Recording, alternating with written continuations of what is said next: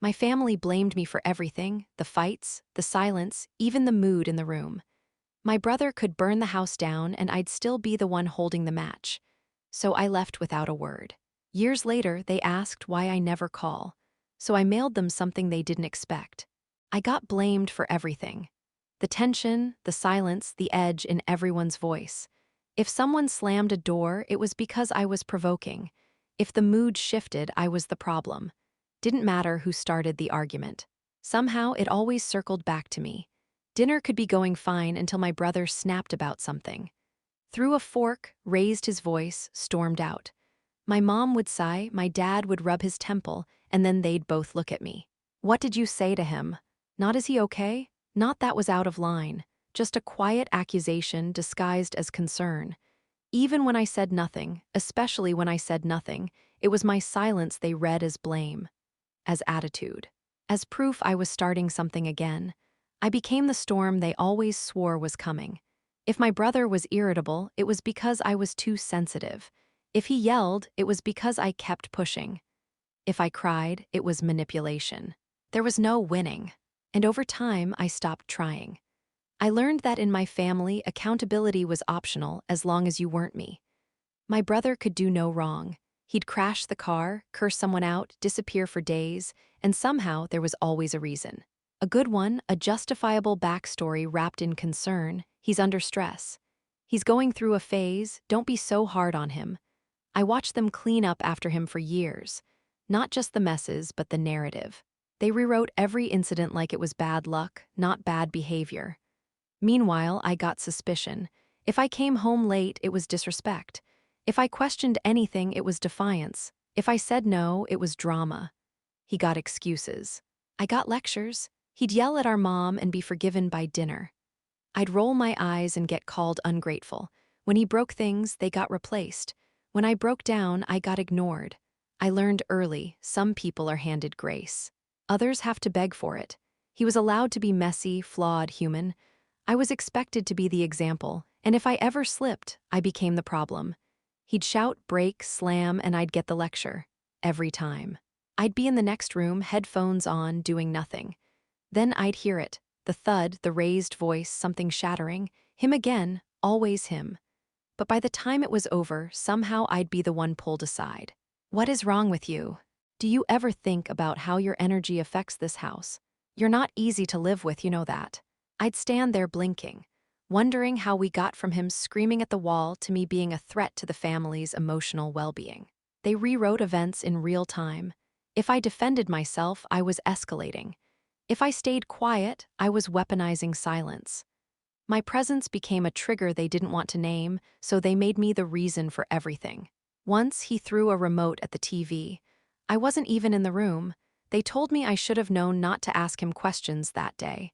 I became the designated villain, the container for all the things they didn't want to deal with. His anger, their avoidance, the tension no one would name. They needed someone to absorb it all, and I let them. Because fighting back only made it worse, I tried to defend myself more than once. At first, I really believed I could explain my way back into their understanding. That if I stayed calm, laid it out clearly, they'd see how backwards it all was. They didn't. The second I opened my mouth, they braced. Not because they were listening, but because they were waiting for me to be too much again. Don't start. You're so dramatic. Why do you always make things bigger than they are? I learned that raising my voice made me unstable. Crying made me manipulative. Asking questions made me combative. I wasn't allowed to have a reaction that made them uncomfortable. I'd try to say, that wasn't fair, and be told I was exaggerating. I'd say he yelled first, and they'd say, you know how he gets. Every explanation I gave was fuel. Every attempt at honesty turned into a case against me. Eventually, I stopped trying to be understood. Because in their eyes, the problem wasn't what happened. The problem was that I noticed it. I learned to stay quiet, not because it helped, not because things got better, but because silence didn't add fuel to the fire, and sometimes that was the best I could hope for. I stopped pointing out the double standards, stopped asking for fairness, stopped defending myself when the blame came my way. I just nodded, took it, moved on. It wasn't strength, it was survival. I learned to fold myself smaller in rooms where his voice filled the space. I avoided eye contact when tension buzzed in the air. I preemptively apologized for things I hadn't done just to get ahead of the fallout. I bit my tongue so often I forgot what it felt like to speak freely. They said I was moody, said I held grudges, said I never let things go, but I let everything go, I let myself go. I swallowed the truth for years just to keep the peace in a house that never offered any. Quiet became my way of disappearing, and even then I was still too loud for them. Then I left without a word. No speech, no long goodbye, no dramatic scene. I packed a small bag while they were out, just enough to leave, not enough to be chased. I didn't leave a note. I didn't tell a friend. I didn't look back. I walked out of the house like it wasn't mine anymore. Like it never was. I remember shutting the door behind me and thinking, they won't even notice until they want someone to blame again. And I was right. That night passed without a single call, no text asking where I was, no one checking to see if I was okay. The silence didn't surprise me. It confirmed everything. There was no explosion, no heartbreak, just absence. Mine. And in that moment, it was the loudest I'd ever been. At first, no one reached out. No missed calls, no messages. No subtle, quiet questions through mutuals. It was like I'd been erased without ceremony. Like I was never there to begin with. The same family that once accused me of stirring everything up barely blinked when I was gone. No, where did she go? No, is she okay? Just stillness. Like my absence was a relief. They filled the space quickly, kept the dinners going, the birthdays, the photos. I saw them online, group shots, smiling, captions like family first. They weren't grieving, they were resetting, as if I'd been the static in the background, as if things were easier now. Lighter, and in a way I was grateful for it, not because I wanted to be forgotten, but because it told me the truth. I'd never really belonged there. I built a life without apology, no more walking on eggshells, no more scanning rooms for tension, no more bracing before I spoke. I found peace in places that didn't need me to earn it. Friends who listened without trying to fix me, mornings that started without dread. Laughter that didn't feel like a setup for something worse. I got to know the sound of my own voice again, unfiltered, unmonitored. I said what I meant. I asked for what I needed. I stopped apologizing for existing. I didn't have to defend my reactions or explain my triggers. I didn't have to carry someone else's chaos or smooth over their mess. I wasn't anyone's scapegoat anymore. And I didn't miss it. The freedom didn't come all at once. It crept in quietly. In the way I exhaled deeper, slept longer, smiled easier. I didn't need to be perfect to be loved.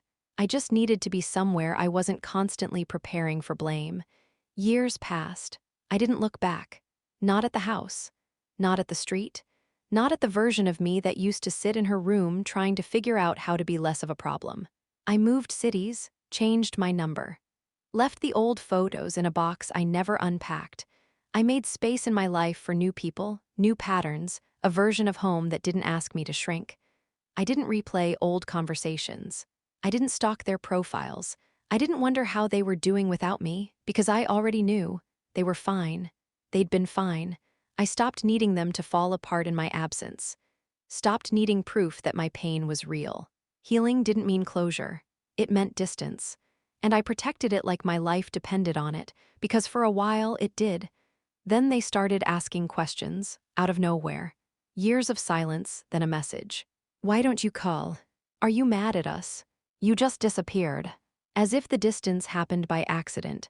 As if I'd slipped through the cracks instead of crawling out from under the weight they stacked on top of me. The tone was soft, confused, guilt-laced but careful. Not we hurt you. Not we remember what happened. Just why are you being like this? They acted like the past was blurry, like we were just 2 phone calls and a family dinner away from normal. I could feel it in every word. They weren't reaching out for accountability. They were reaching out because they were finally uncomfortable. And they wanted me to make it feel better. They pretended not to know, like I left over nothing. Like the years of blame, the constant scapegoating, the emotional gymnastics, it was all in my head. My mother wrote, "We've always tried our best. You just pulled away." My father added, "Families fight. That's no reason to cut everyone off." Even my aunt chimed in, "You've always been sensitive, sweetheart." They wrapped the damage in revision, skipped over the details, smoothed out the parts where they handed me the weight, then punished me for carrying it wrong. Not once did anyone say, "We hurt you." Not once did anyone ask, "What did we miss?" They just acted stunned that I left it all. As if I was the one who vanished for no reason. As if they hadn't handed me every reason and dared me to use it.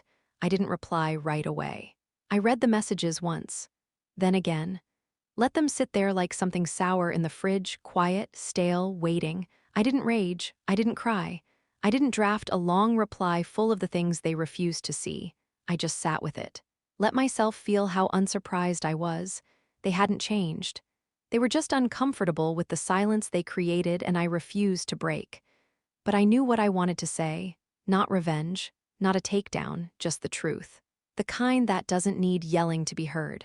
It wasn't about reopening anything. It was about making sure they couldn't close the book without reading what was actually written. They wanted a conversation. What I had to offer was clarity. And I was ready to give it to them. On my terms. I found an old notebook, buried in a box I hadn't touched since the move. Spiral-bound, worn edges, pages warped from years of being shoved into drawers. I opened it not expecting much, maybe a grocery list, a sketch, something half-finished. But it was all there. The things I never said out loud. Notes from nights I cried in my room after being blamed for another outburst I didn't cause. Scribbled lines from car rides where no one spoke to me. Lists of things he'd broken. Words I wrote down just to survive the gaslight. "You're overreacting. Why are you always like this? We didn't mean it that way." I had dated entries. Receipts, moments. Like one from my 16th birthday, my brother ruined dinner by throwing a chair, and I got grounded for making it worse. I wrote, "This house makes me feel like a ghost that bleeds." I read it again and again. Proof of what they refused to remember. Not rage, not embellishment, just raw, unedited truth. I hadn't planned on responding.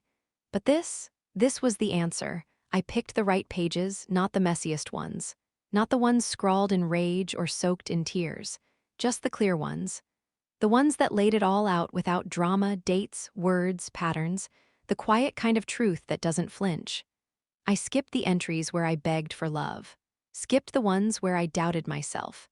I wasn't handing them pain to feel sorry for, I was handing them memory. I chose the page where my mother told me to stop provoking him while I sat holding a broken glass he threw. The one where my father said, "If you weren't so difficult, we'd all get along." The one where my brother called me worthless and no one in the room corrected him. Not rants, not tantrums, just moments. Moments they forgot. Moments I copied each one neatly. Typed them up, printed them clean, 1 page per story. No commentary, no footnotes. Just the truth, straight from the version of me they never listened to. I didn't want revenge.